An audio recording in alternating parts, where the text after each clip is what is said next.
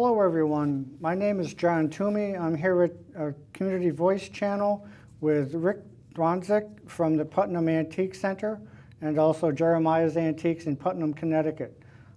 Welcome to beautiful historic Bolton. Well, thank you very much for inviting me. I appreciate it. Oh, you're welcome.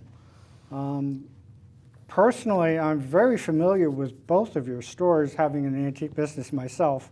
How did you get into the antique business? Well, it started as a young man. I started collecting comics when I was 8 years old in 1963. And I was very fortunate. My parents let me keep them. They always thought it really helped my reading apprehension, which it did. I was always a couple grades ahead all the time, but I read comics every single day.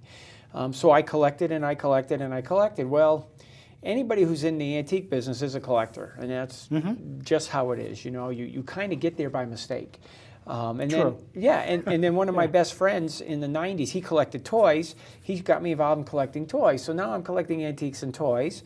And I just moved right towards it, and I couldn't help it. I got so obsessed with it because it's fun. You know, it's a living that you can do and enjoy yourself every day. And that's kind of how I got to it. My wife and I, you know, we worked out of our home for many years, and we did it, you know, we were in shops, and we set up in shops, and in '98, we started selling on eBay like everybody else, and that was great, and it even helped even more. It's like, wow, you can make a living at this. And then we bought a shop in 2014 when the kids got older, and then we bought another shop a year and a half ago because this is an obsessive business. And so now I own 2 antique stores, and I love it. Every day is fun. And every day is exciting, and every day is new. You learn every day in my business. You know, it's just a wonderful thing. And you started with Jeremiah's Antiques first? Yeah, I purchased that on November 1st of 2014 was the first shop that I owned, and I was actually set up in that shop. And it became available, and we had always wanted to try a shop. The kids were too young years before, so we gave it a shot, and we found out it was completely different than what we had done. Because the antique shops that we have are what they call antique malls. So we rent space also. We sell stuff, of course, but we also rent space to other dealers. So Jeremiah's is 5,000 square feet, and we have approximately 60 dealers in that shop. Now, Antiques Marketplace, that's our largest shop. That is 20,000 square feet, 4 floors, with 135 dealers. So that one requires a little bit more loving care, you know, because it's larger and there's more to it. But it was a natural because they're next door to each other. And when that one became available back in June of 2016, we started talking. That's when we purchased that one. And that worked out really well for us, you know. We've been doing this a long time. A lot of people know us, and we took all the things that we thought were really good in shops that we had been in, and we got rid of the stuff that we didn't like, and it's worked out pretty well. We've learned through it, you know. It's like anything else, it's peaks and valleys, but it's been good. That's good. Beyond, you went from comic books to toys to what? What do you specialize in? Anything now? God! Well, I still you got everything. Oh, my wife and I are huge collectors, and that, of course, is what happens in this business. We collect now. I collect a lot more of the things that we like together. We have a bowl collection. We have a French enamel collection. We have Art Deco. We love old furniture. Anything with a history we like. And we like onesies. We like things that we think we'll never find again. Things that are unusual, that were personalized at the time. One of the ones that's one of my favorites, and you can understand why this is individual, is the woman was in the Norwich State Hospital from 1923 to 1924, and she kept a photo album. Now, she was there for TV, but still. So this is a wonderful little photo album, beautiful black and white. She used the white pen to write in the book, and it's got all the doctors, all the wards, all the patients, the birthday parties, when the circus came to town, the Halloween parties, the Christmas parties. It's just a wonderful book. Yeah. I kept it because it's so wonderful. Yeah. And every so often I sit down and I flip through it and I look at all these great old photos. And that's the kind of stuff we like. We like individual things. So we're still collectors, even though we own shops. And that's part of it, you know. I mean, you own a shop because of all the stuff you can find and all the stuff that it's, again, it's obsessive, but we love it. and it's very enjoyable. What seems to be this year's trend in antiques? Well, like everybody knows, the mid-century modern is the stuff. The stuff from the 50s, early 60s has become really strong with the new collector. Yep. So the new collector is a whole different age bracket. They were born in the early 70s. Yep. And they are now hunting out this stuff that was a generation or so before them, which to them is old school. And it's very different from people like us. So to them, old school is 1950s. To me, old school is 1850s. Right. That's what I like. Yep. But that's okay, because everybody has their own thing. And a lot of people my age will say, well, I grew up with it, I don't want it now. But the new collector is just so strong in that. I have 4 very good dealers in Antiques Marketplace. That's all they do is mid-century modern. And it's furniture, it's glassware, it's pottery, it's sculptures, it's lamps. And people are decorating their whole houses with it. And it's wonderful stuff. I mean, I love seeing it. It's not my motif, but I love it. I do too.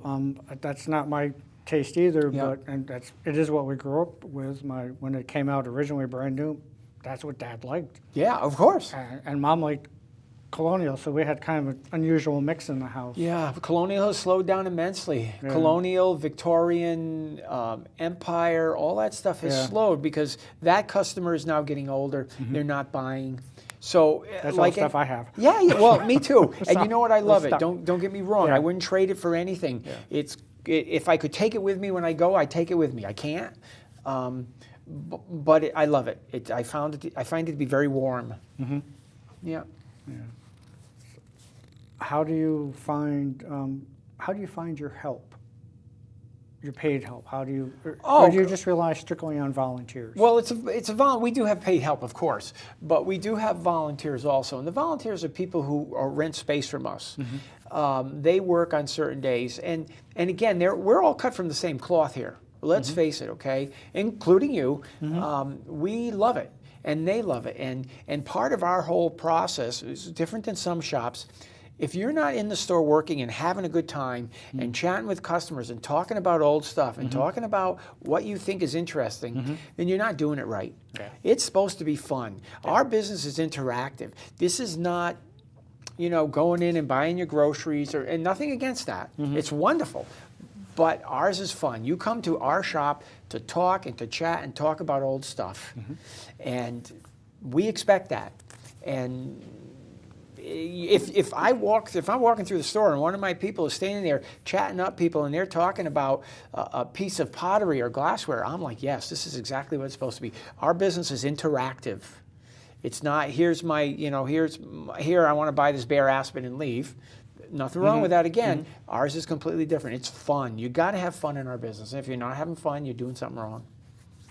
I have to agree. When we do the glass shows that we participate in with our business, it's a lot of fun. Sometimes getting money is a good thing too. Well, but sometimes you always have a good time. And I don't know about you, maybe it's different from your perspective, but from our perspective, all the dealers, they're like Ivory Soap. 99 and 44, 100% of them are great. Oh, absolutely. Yeah. And everybody, we all interact, we all help each other. That's another thing that we did with our shops is some shops tend to be very competitive where the dealers compete against each other. Our shop is not. We're a community, and we want it to be a community. We want to work together. If you were in my shop and you came up with something that you had never seen before, and you said, gee, Rick, what do you think of this? I would look it over and tell you what I think of it, and I would say, gee, I've had one of these before, and it sold for X, or it did this, or does it do this, or let's test this, and we all work together. And I find that to be the best way for everyone to enjoy it. And by making it a community, when new people come in, because we have a lot of new people that come in who want to try it, it helps them. They can work with us and they can learn from us. Tell me, people go in the shop in your store. What else can they do in Putnam? Oh my gosh, Putnam has, it's funny, but Putnam is this wonderful little downtown area, and I say little, not minute by any means, but it's this concentrated little area four corners pretty much, with lots of shops, little shops, anywhere from selling jewelry to clothes, bicycles. There's a wonderful comic book shop and toy shop. Wonderful restaurants. I mean, I'm a foodie, so there is everything from Nikki's Hot Dogs that sells great conies all the way up to 85 Main Street that has wonderful sushi and everything in between. Everything's good. Putnam is a wonderful little one-day come-to-visit type of thing. Now, we do have people travel and stay over in the warm weather, and they'll go to some of the wineries in Pomfret, and they'll check all the stuff out in Woodstock, and they might go a little east into Rhode Island because we're very close to Rhode Island because there's some shops there. But it's a really fun one day. Yeah, I know some of the restaurants I've been to. They are good, and there's even restaurants in the train station. Oh yeah, well there's actually two there. There's one's called the Crossings, and that's a microbrewery. They brew their own beer there also, okay? And that's like an all-American place, really good food. And just behind it in the train station is called Jessica Tuesdays. Wonderful little restaurant, a little more naturally, natural foods and just really, really good. That is one of the ones I recommend all the time. People are always asking me where is it good to eat. Now, right next door to us, we have a place called the Courthouse, which everything is good in that place. But I always quiz the people, what do you like, what do you feel like? Yeah. And then I direct them from there, because there's no bad food in Putnam, I'm telling you. Yeah. There's no bad food. Well, that's good. It's good that that there's so much to do in that cute little town. I've been going there for close to 30 years myself, but we always find really interesting things to get. And collectibles, of course, are wonderful. And of course, we have a little future collectible right here, and I think we'll be back in just a moment.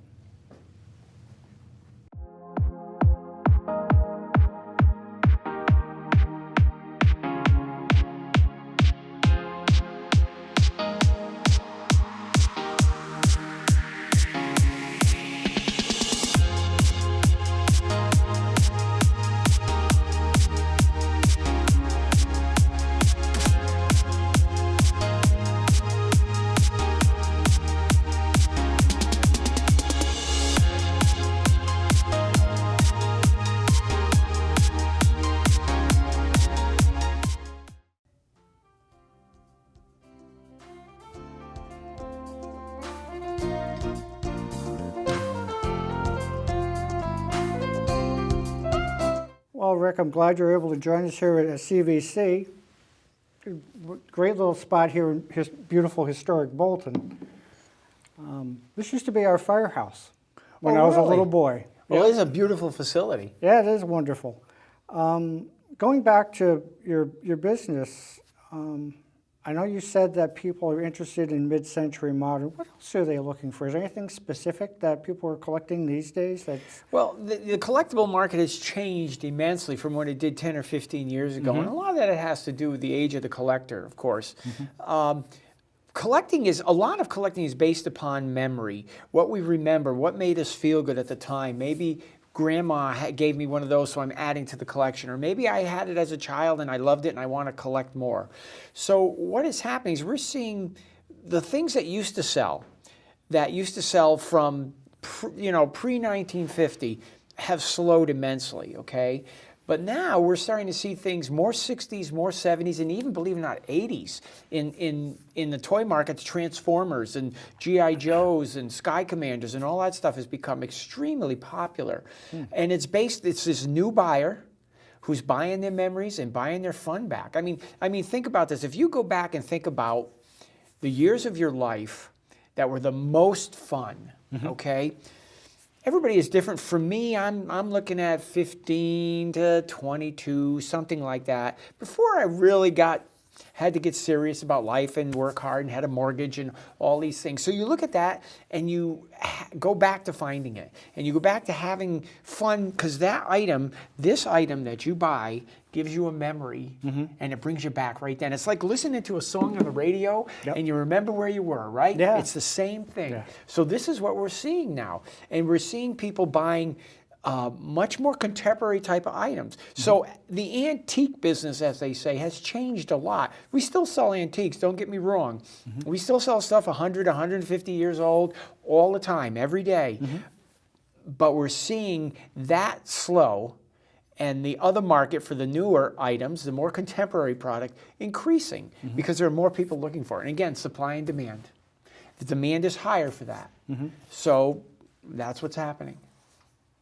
I know that antiques really follow the market, the economic market. Yeah. Years ago, people spent $2,000, $3,000, $4,000, $5,000 on something.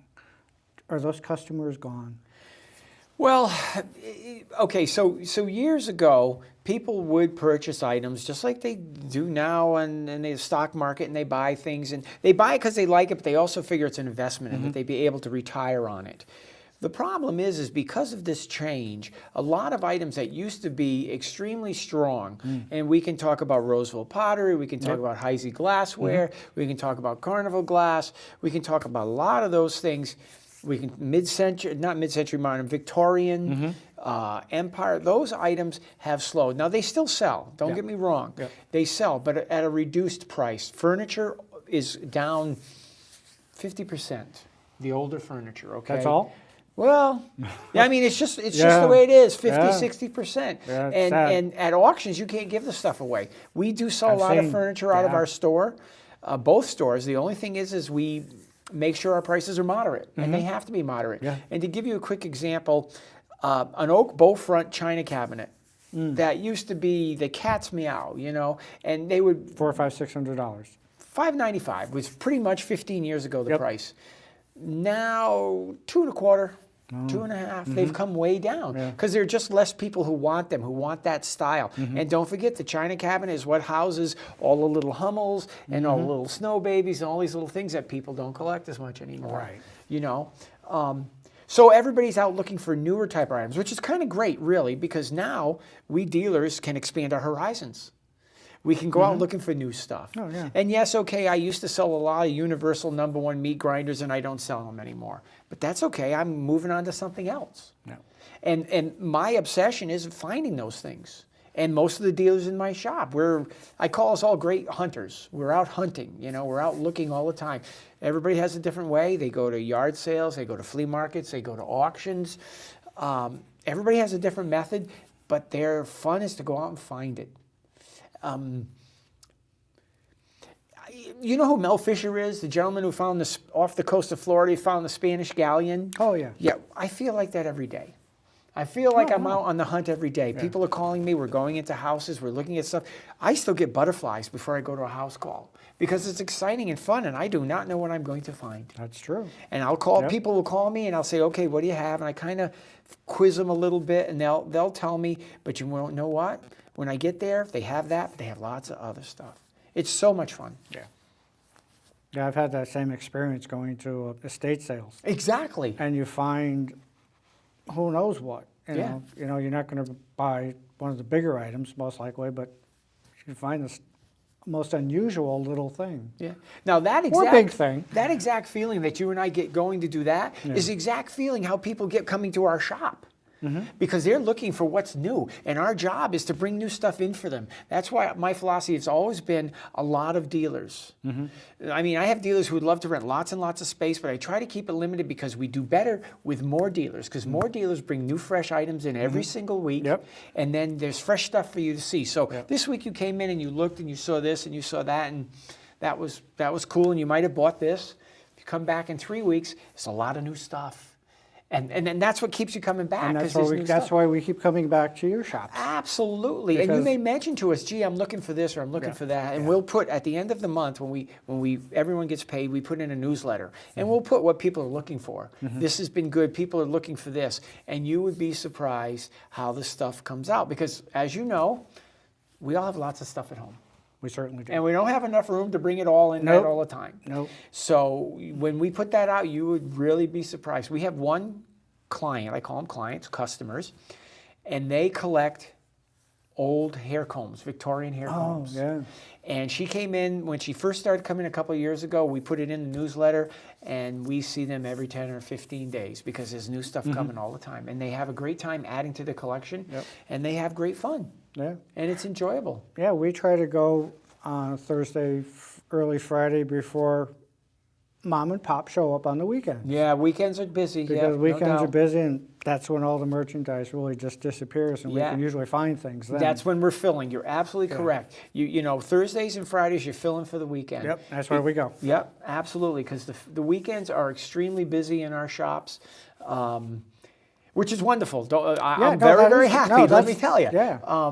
But it is, the weekends are where the action is, though. And I happen to be a type of person that likes to be in the action. I like lots of people, and I like it happening, you know. So I work all week for the weekend. Some guys, you know, working for the weekend was to go out and have fun. No, my weekend We're is... not 18 anymore. No, well, that's true. A long way. But that's what it is, yeah. Yeah, that's true. You know, we've got all these wonderful places in Putnam to go to, all the antique shops, and it's too bad that there aren't as many as there used to be. Yeah. But that's the nature of the business. Yeah, it's gotten tough. The small originally, when this all started in the early '90s, there was one large shop, and that was the one I own now. Right. And there was another 16, I believe, small shops. Yeah. But it's much harder for the small shop to survive now. It's very hard to make a living at it in a small shop. Yeah. We used to go to those all the time. Oh yeah, everybody they were- did. But it's they were hard great. to keep the inventory turning over in a small shop because you only have so much space, you only have so much money, and you just can't keep buying stuff. You have to sell stuff. Right. So what has happened over the last few years, especially with the advent of the internet, because eBay has been, as they say, a double-edged sword. Yes. Okay, it's been good and bad, go to Brimfield and you can see. You know, it tells you. So the smaller shops are having a much harder time surviving. Right. So it's all starting to become large antique malls with lots of dealers where you have a destination to go and you can see lots of stuff. And if there's 4 in your family, there's bound to be something between 200 dealers and 25,000 square feet that interests you. True. Sure. True. Once they find something wonderful in your shops and they've gone and gotten something to eat, what else can they do in town? What else you got going on in Putnam? Well, the main part of the Putnam, of course, is the village. But there's, being in Eastern Connecticut, there's just wonderful, wonderful things, especially in the warm weather. In the winter, it's a little tough, but in the warm weather, there's wineries out in Pomfret, in Woodstock. It's just wonderful rides. There's scenic rides.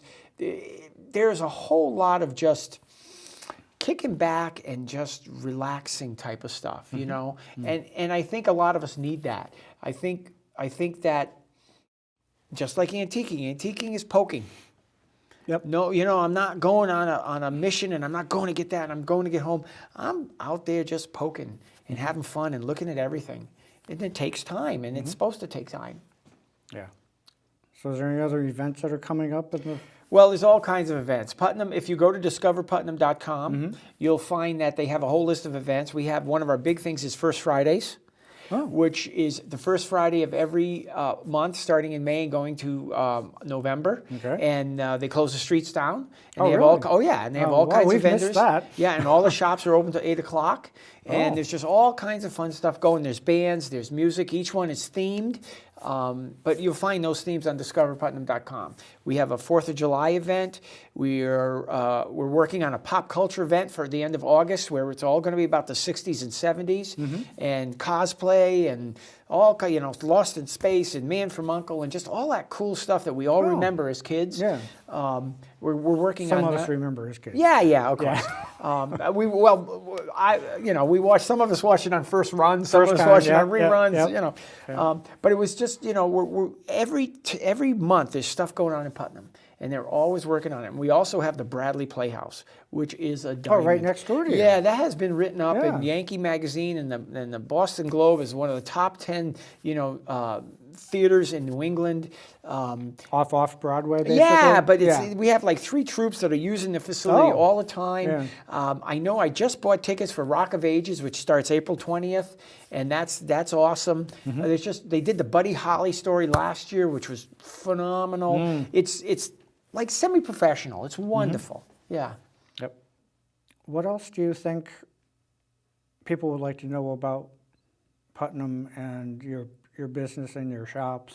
Well, I think if they're looking to go have some fun and go out for a day, Putnam is just a great short ride to go. It took me from Putnam 45 minutes to get here. We're about an hour from Hartford approximately, Right. And it's well worth the trip. You just go out. It's this leisurely country ride, and you get to Putnam and you park your car and you just kind of stroll, and you just go to Victoria Station, have a nice coffee, a nice pastry, walk into the shops and poke at stuff. It's just like an escape, you know what I mean? And it's a close escape. You don't have to get on a plane and fly to Bermuda. You got this nice escape that you can get away for a day. Really great. Yeah, that's great. There's so much to do, I know. We've been doing it for nearly 30 years ourselves. Yeah. And it's just great to be able to pop in and see you guys every so often. Yeah, and we always love the people come. We our customers. We can't tell you how much that we love them. They're all part of our group. They're all collectors, and they're all people who are looking to have a fun time. Yeah. And that's what it's about. Yeah, Putnam and Putnam Antique Center and Jeremiah's is one of the bright spots in Connecticut's quiet corner. Yeah, thank you very much. I appreciate that. That's a great spot. My wife and I work very, very hard at it. It shows. Yeah, thank you. Honestly, it shows. I don't know if people here that are watching, I hope they have the time to go out, because it truly is just up 44. Yeah, it's like it is, exactly. Just one road. All the right way. here from Bolton Notch, right in. Yeah. Well, I want to thank you for being here. Thank you very much. Appreciate it was a pleasure. it. And of course, we're here at CVC, and we want to remind all of our viewing audience that CVC is still having a fundraiser, and they're trying to gather $48,000 to renovate the studio to make it high definition capable. And I know a lot of people Santa Claus probably bought them new TVs for Christmas. And wouldn't it be great if we could all watch these shows on those new TVs? Any donation is appreciated. $5, a couple bucks. Send them some money if you possibly can. They're 70% toward their $48,000 goal. And we're able to provide interesting information like this, and we have so many good shows that are done here at CVC, and thanks again for coming. Thank you very much. You're welcome.